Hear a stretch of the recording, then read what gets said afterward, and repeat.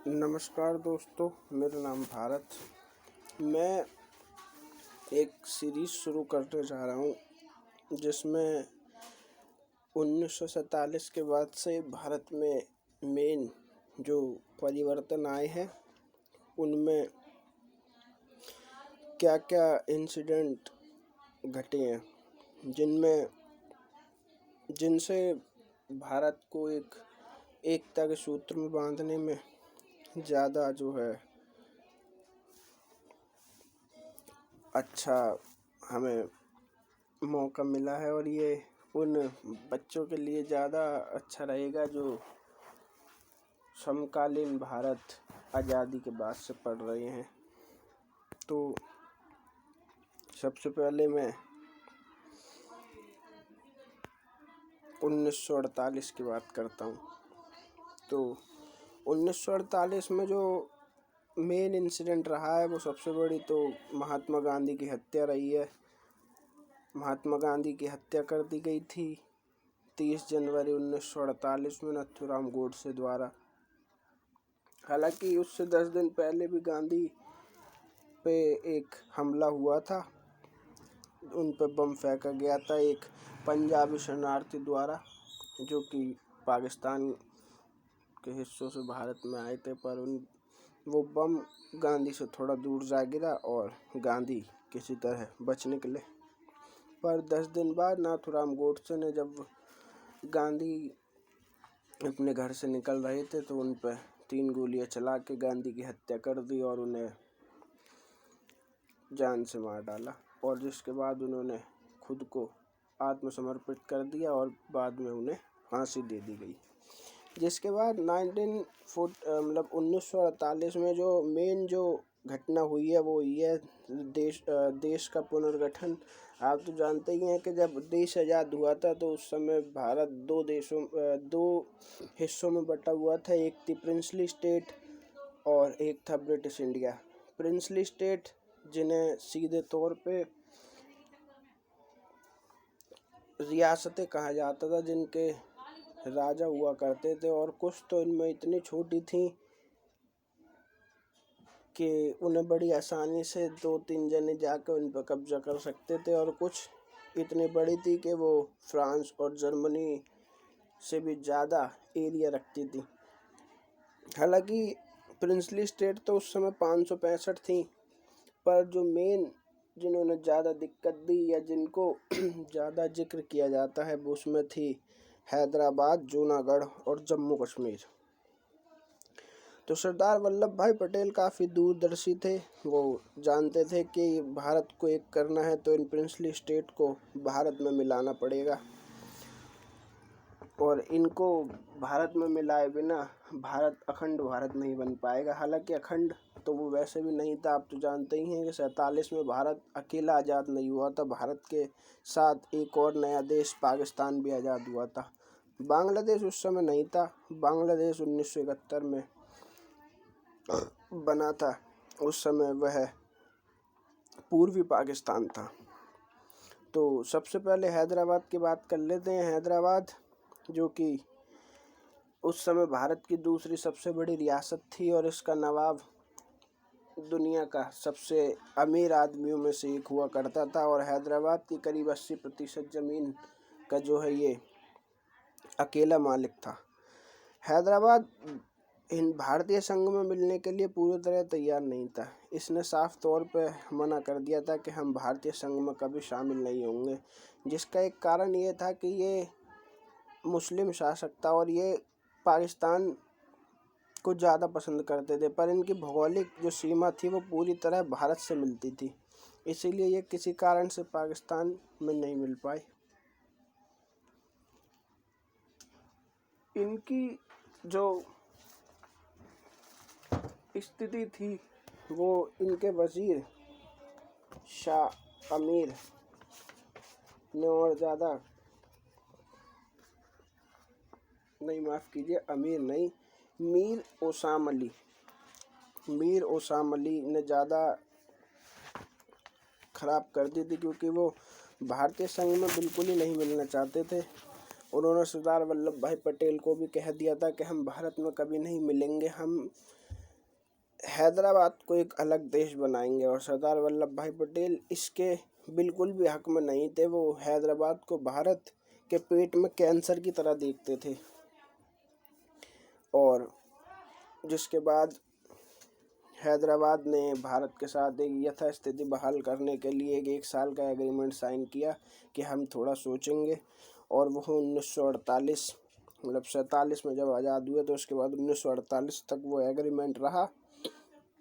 और उसके बाद भी हैदराबाद ने भारत में मिलने के लिए मना कर दिया। अब धीरे धीरे सरदार वल्लभ भाई पटेल इसे भारत में मिलाने के लिए बहुत उतारू हो चुके थे। वह जानते थे कि अगर हैदराबाद भारत में नहीं मिला तो ये बहुत भयंकर स्थिति साबित कर सकते थे। तभी 11 सितंबर 1948 आ जाता है। अब 11 सितंबर 1948 इसलिए महत्वपूर्ण है क्योंकि इसी दिन पाकिस्तान के कायदे आजम मोहम्मद अली जिन्ना की मौत हो जाती है। मोहम्मद अली जिन्ना को ऐसा सूत्र बताते हैं, और कई हिस्टोरियंस ने भी मेंशन किया है अपनी किताबों में कि मीर ओसाम अली मोहम्मद अली जिन्ना के संपर्क में थे। वो चाहते थे कि हैदराबाद पाकिस्तान के साथ रहे किसी न किसी तरह। जैसे उन्होंने पूर्वी पाकिस्तान मतलब अभी के बांग्लादेश को कंट्रोल किया था, वो इसी तरह इसे भी कंट्रोल करें। पर 11 सितंबर 1948 को कायदे आजम मोहम्मद अली जिन्ना की मौत हो जाती है, जिसके 2 दिन बाद सरदार वल्लभ भाई पटेल हैदराबाद में भारतीय सेना का प्रवेश करा देते हैं। और 3 दिन तक ये ऑपरेशन पोलो चलता है। अगर कभी इसका ऑपरेशन का नाम आता है तो इसका नाम ऑपरेशन पोलो। तो ऑपरेशन पोलो चलता है, और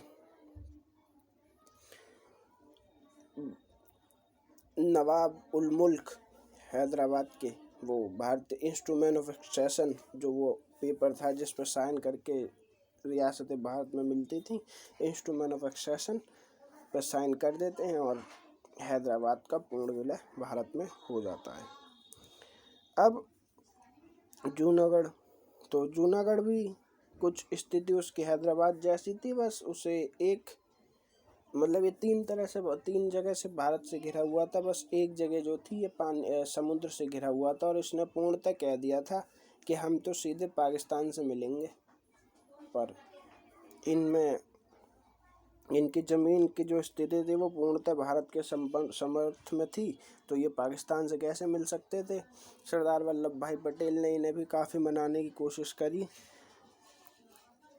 वीपी मेनन जो रियासती मामलों में सचिव थे, उन्हें भी इनके पास काफ़ी भेजा गया, पर इन्होंने इसके लिए मना कर दिया। जूनागढ़ के नवाब का नाम नवाब मोहम्मद खान था। वो काफ़ी चर्चा में रहते थे। उन्हें कहते हैं जानवरों से बड़ा प्यार था, और एक बार तो उन्होंने अपने एक कुत्ते और एक फीमेल कुत्ते की जो है शादी भी करवाई थी। और ना कि शादी, वो पूरा एकदम बढ़िया से भोजन वोजन करा के, और 2 दिन की सरकारी छुट्टी का भी इन्होंने ऐलान किया था। इनके भी एक मीर मुंशी हुआ करते थे, शाहनवाज भुट्टो। वो भी भारत में मिलने के लिए तैयार नहीं थे। इनका भी कायदे आजम से या मुस्लिम लीग से काफ़ी मेल मिलाप था। इन्होंने भी इंस्ट्रूमेंट ऑफ एक्सट्रैक्शन पाकिस्तान के साथ साइन कर दिया था कि हम पाकिस्तान के साथ मिलेंगे। पर इनकी जो 80% जनसंख्या थी वो हिंदू थी, वो पाकिस्तान में कैसे जा सकती थी। तो यही देखते हुए माउंटबेटन जवाहरलाल नेहरू और सरदार वल्लभ भाई पटेल ने यहाँ पे एक जनमत संग्रह करा लिया, और वो जनमत संग्रह का नतीजा पूर्णतः भारत के पक्ष में आया, और भारत ने जूनागढ़ पे कब्जा कर लिया। या कब्जा नहीं, उसे भारतीय संघ में मिला लिया, और शाहनवाज भुट्टो और नवाब मोहम्मद खान दोनों पाकिस्तान भाग गए। और शाहनवाज भुट्टो के बारे में मैं आपको बताऊं तो शाहनवाज भुट्टो पाकिस्तान के प्रधानमंत्री जुल्फ़िकार अली भुट्टो के पिताजी हैं, बेनज़ीर भुट्टो, जो किसी भी मुस्लिम राष्ट्र की पहली प्रधानमंत्री थीं, उनके दादाजी। जिसके बाद जम्मू कश्मीर का मसला आता है। इसकी भी स्थिति कुछ ऐसी थी, बस इसमें उलट था कि इसकी ज़्यादातर जनसंख्या मुस्लिम थी, राजा हिंदू थे। और इसमें भी दो मेन कैरेक्टर आते हैं, महाराजा हरी सिंह और इनके राज्य के एक नागरिक जो बाद में वहाँ के प्रधानमंत्री भी बने थे, शेख अब्दुल्ला। इसकी स्थिति तो अब जाके शांत हुई है, जब 2019 में मोदी सरकार ने 370 हटा दिया है, जब जाके इसका पूर्ण विलय भारत में हुआ है। इसकी स्थिति थोड़ी ज़्यादा खतरनाक है, उस पर हम अगली वीडियो में एक विस्तार से चर्चा करेंगे। इसके बाद 1948 में भारत के दो पड़ोसी देश म्यांमार और श्रीलंका का भी जो है बनते हैं। श्रीलंका और म्यांमार भी हमारी तरह ही विदेशी शक्तियों के अधीन थे और फिर बाद में ये भी स्वतंत्र हो जाते हैं। और उसमें सबसे मेन जो कैरेक्टर है या देश है वो है इज़राइल। अब इज़राइल और हम में थोड़ी थोड़ी समानता आती है, क्योंकि जब भारत भी बना था तो आपको याद होगा कि भारत पर भी उसके एक पड़ोसी पाकिस्तान ने हमला कर दिया था। और ऐसे ही जब इज़राइल बना तो उसको भी उसके पड़ोसियों ने हमला कर दिया। पर हम में और इज़राइल में एक जो असमानता है वो ये है कि जब भारत पे हमला हुआ तो भारत ने अपनी कई हजार एकड़ ज़मीन अपने दुश्मन के हाथों गंवा दी किसी भी तरह से। पर इज़राइल ने, जिस देश ने इस पे हमला किया, इज़राइल ने उस देश की जो है ज़मीन अपने कब्जे में ले ली और आज तक वापस नहीं की। और आपको याद होगा जब भारत ने 1998 में परमाणु परीक्षण किया था तो इज़राइल इकलौता देश था जिसने भारत का साथ दिया था कि भारत ने ये अच्छा कदम किया है, क्योंकि इसकी और हमारी स्थिति कुछ एक सी है। जैसे हमारी तरफ चीन, पाकिस्तान जैसे दुश्मन देश हैं, उसी तरह इसके आसपास भी जॉर्डन, सीरिया, मिस्र, ये सब इसके दुश्मन देश है, क्योंकि ये यहूदी देश है पूर्णतः। और आप तो जानते ही हैं इज़राइल और फ़लस्तीन का कॉन्फ्लिक्ट चल रहा है, उस पर भी हम किसी दिन विस्तार से चर्चा करेंगे। तो ये 1948 की स्थिति थी। अगली वीडियो में हम 1949 की बात करेंगे। जय श्री